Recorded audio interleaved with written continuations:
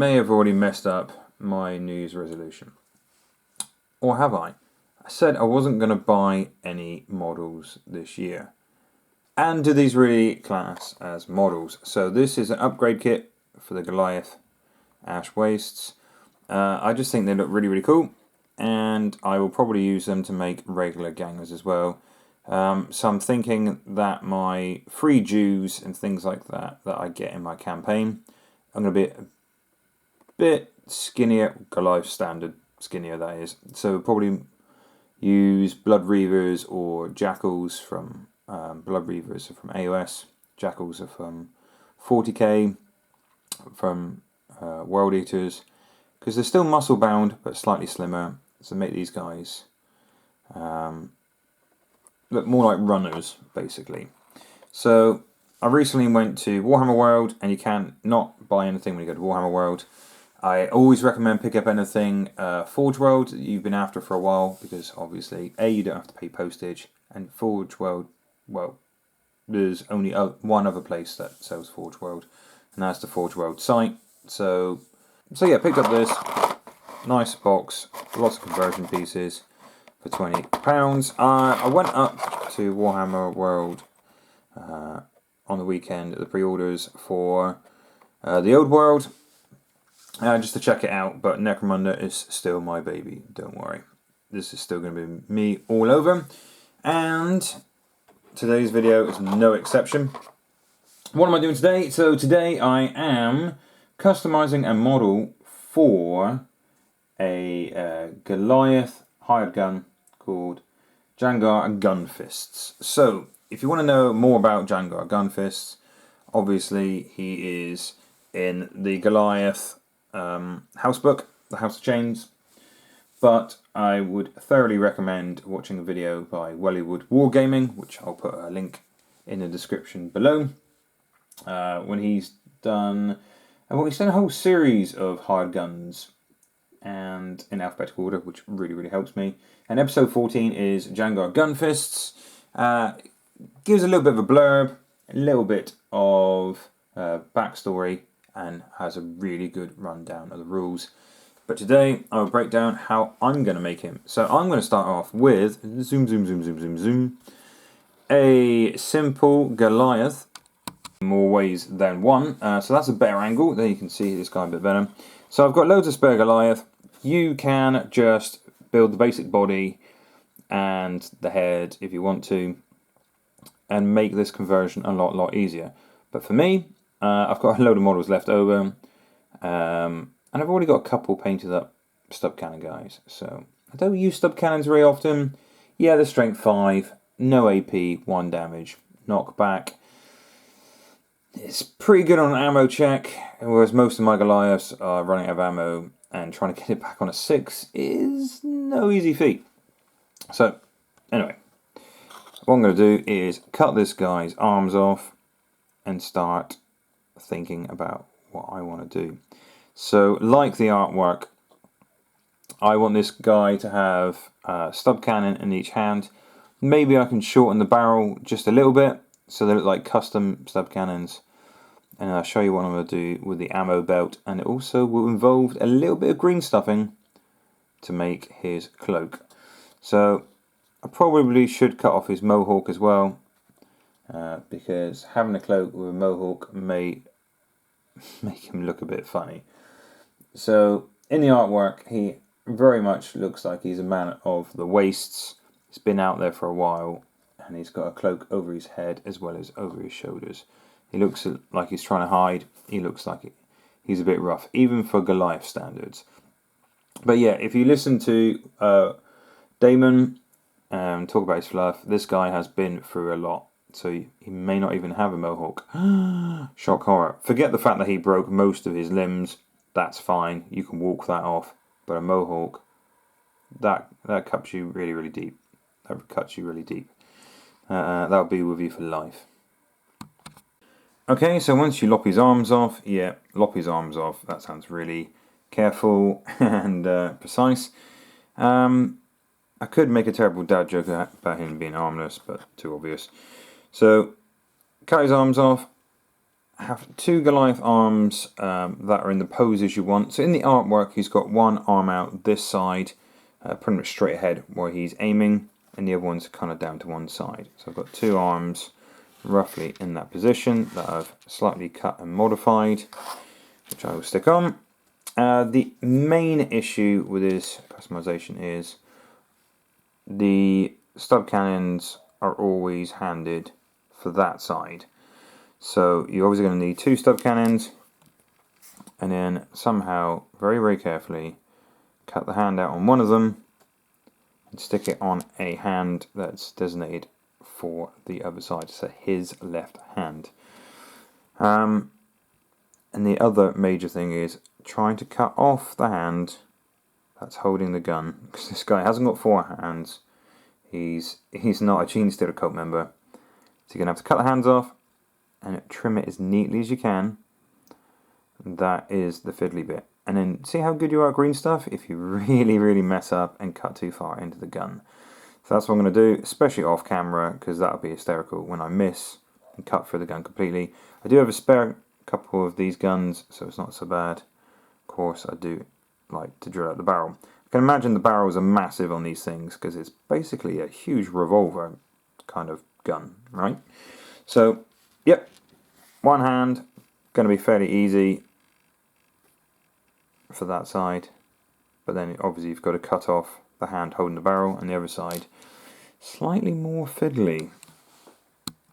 Okay, so when it comes to cutting the hands off the gun, start with basically cutting off the main shapes.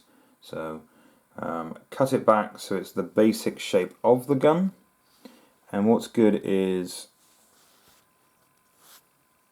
you can see there, that's what the gun is supposed to look like.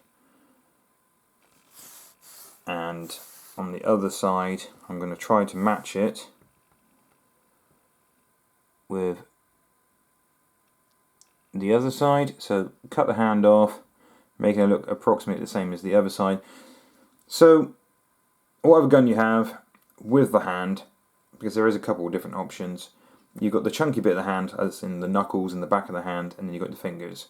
So when you cut away the fingers, it doesn't take too much of the detail away on the other side.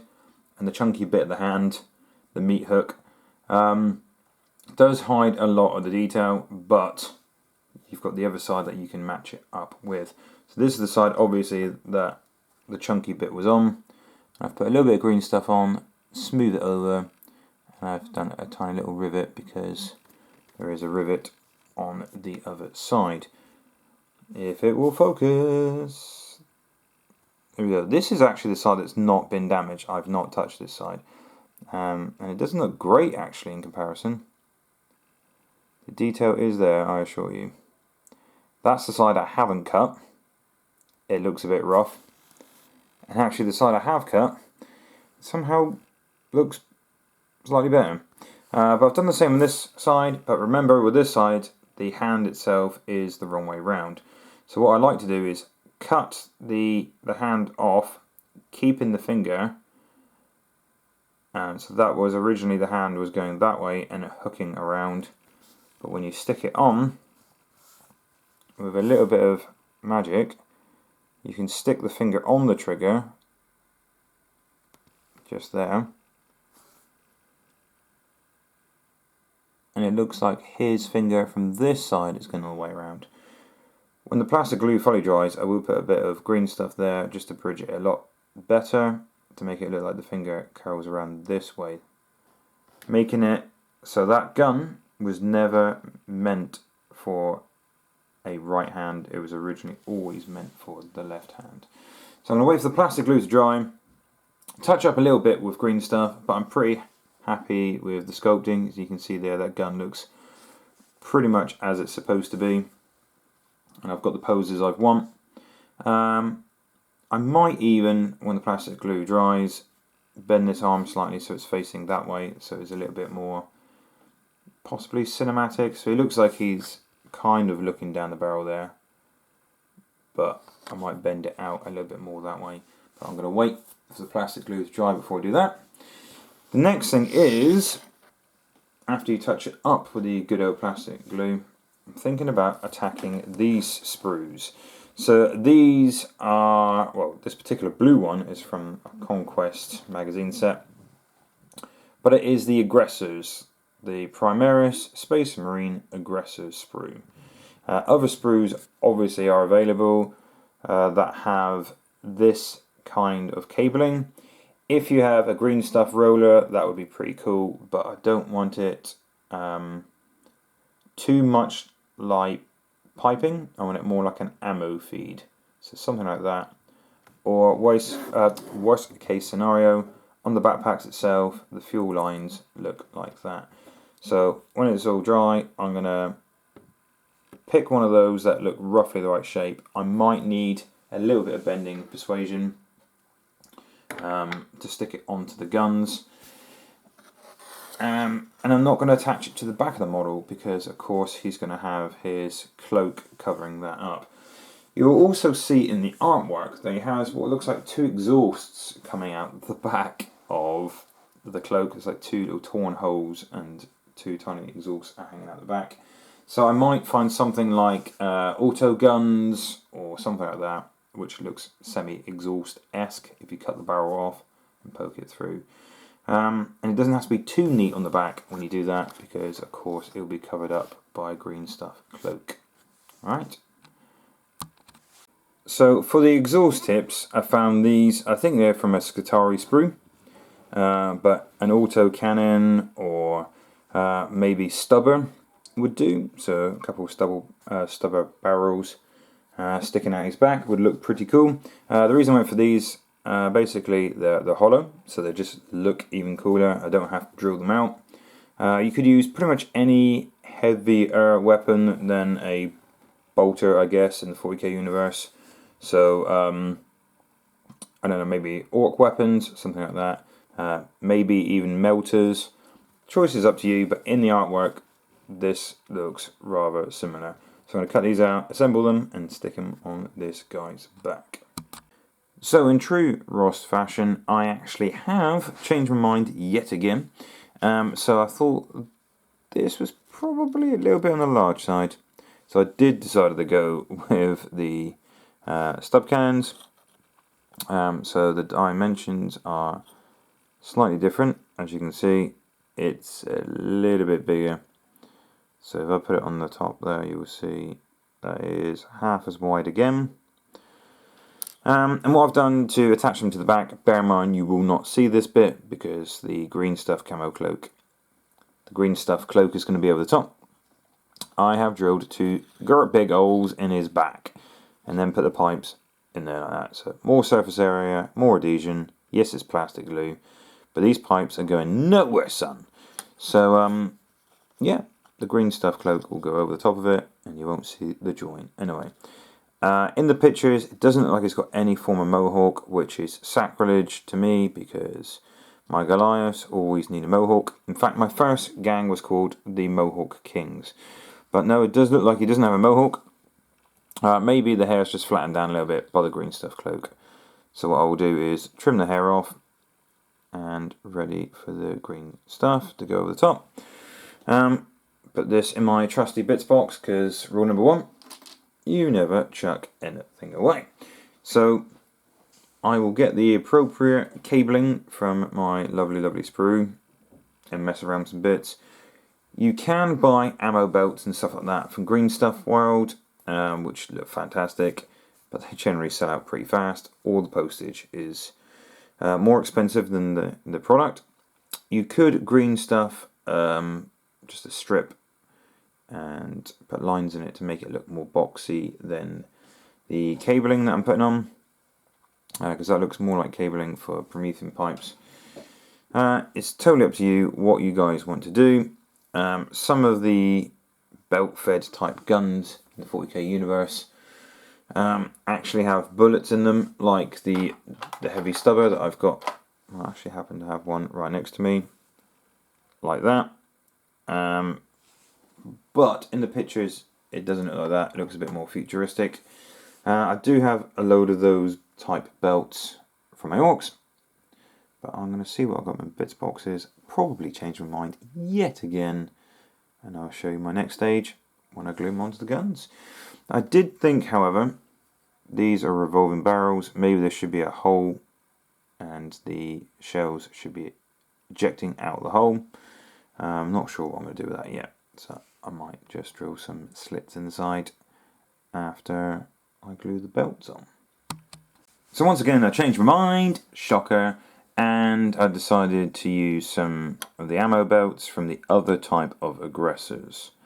So the Frag Storm, I want to say aggressors, Primaris aggressors have a really nice ammo belt that looks a lot cooler. I was kind of saving them for a special occasion, but if I haven't used them now, and I've had them for flipping years, I'm probably never going to. And of course you could always pick some bits up from eBay or your local hobby store. But yeah, I thought that looked a bit cooler. Plus you've got that thing hanging down there, which you can see from over there. That looks a bit more realistic. He would probably have something hanging off his backpack, which will be underneath the green stuff cloak. So yeah, going for that is probably a better look. I shaved off the mohawk just a little bit. I don't want to remove it completely. I want to show like the mohawk's flattened down because of the weight of the cloak over the top of it. And of course, bullets on the base. They're pretty cool. Yeah, on with the green stuffing. So make sure that you cut out the bit with the two colours meet. So from the yellow and the blue, when they meet, they have a little line. Cut that out and start rolling the green stuff out. I'm going to aim for like a triangle shape initially. I'm going to measure it up approximately the size of his back because I don't want it all the way down to the floor, and then when it wraps around it should be higher up. I'll show you what I mean in a minute. So this is what I've ended up with. I could keep messing around with it more and more. I know I will screw it up. So I want a bit of a raggedy look. So what I would do is pick a direction where I can imagine the wind is coming from. So I want the wind to be going in that direction. So most of the tattered cloak is going that way. And the edge of the cloak you don't want too smooth. So when you roll out your green stuff and you do place it in the model, grab out some snips and just drag it in the direction of the wind, especially at the edges, until it just tears just a little bit so your cloak isn't too smooth. If you need to smooth the cloak a little bit, use, I don't know, the end of a brush or something. Ideally, anything that you're working with, keep moist, a little bit of water, a little bit medium of something, just so it doesn't stick to the green stuff. So if you want something a bit finer, use maybe at the end of a drill bit or something, and make small poking gestures to suggest where the cloak would lie. So around the shoulders, so it's not massively domed over his head, it's draped kind of into the neck, but don't press it in too much. And once again on the front, you can see I've grabbed and dragged the green stuff at the edge. Now in the artwork you'll see that I try to mimic it slightly. The tear around the face, where the opening is for the hood, is kind of going in that direction. There is a bit of a point going over the skull on the belt, as I'll try to mimic here. But overall, I'm fairly happy with it. Yes, I've exaggerated the exhaust tips. They're probably that kind of height in the artwork, but I really wanted this thing to look industrial, a bit more beefy and menacing. After all, I have used a normal Goliath size body, so I wanted him to be a bit bigger, a bit more imposing. But if you're not happy with it, you can always file it down, sand it down, even cut it off with a hobby saw. But there is the basic Djangar Gunfists for my Goliath game. So that is my interpretation. You could make shorter stub cannons so it doesn't look like it's too overpowering and they're extremely heavy for them and they're drooping down. Kind of looks like Hellboy's gun, but in the artwork they don't look filed down, they don't look any smaller. The Goliath they probably have in mind is probably a little bit bigger. But that's what I ended up with. I am reasonably happy. Hopefully you guys will give it a go. All it takes is a Goliath model, 2 stub cannons, which comes with the basic Goliath sprue. I did use some stub cannons, but there's quite a few of those around in the Space Marine boxes. Other things are easily available that you could use. Or you could be extremely useful with green stuff and make your own. Same with the ammo belts. Yes, I used a Primaris Space Marine sprue for these. I just want a little bit of tech underneath, so it's not just disappearing under a cloak. I want to kind of give some illusion there is something going on underneath the cloak, techie-wise, hence the exhaust tips. But really, the choices are up to you. This is just my interpretation of it. Wanted to do this one for a while, but yeah, shout out again to Damon from Wellywood Wargaming, who makes some really cracking videos. Please check him out. He's knee-deep in lore. He's been playing for a long time, and he's just a fantastic guy overall. What an excuse to make this guy, and basically listened to that episode while painting one day, and I thought, yeah, this has got to be done. It's got to be done for my Goliath gang, especially as I'm nearing the end of my campaign, and I've been chosen, elected. No, I've basically been forced to the end of the campaign. We're playing a 2-person against me game where you've got to get to the spaceship and get to the Eye of Selene, and it's the next 2 gangs rating wise down for my Goliath gang. So I have Ian's, that's Hendy Badgers, Vansar, who have a very impressive gang rating of about 4,000, and Kevin, who's not far behind him with his scary Delac, and the Disco Squid, who just is unkillable. He's so good. Well, thank you very much for watching, guys. Please let me know what hobby projects you're working on at the moment by posting something up on the House of Chaos community page over on Facebook. Would really like to see what you guys are getting on with at the moment. Stay safe, wonderful people, and catch you in the next video.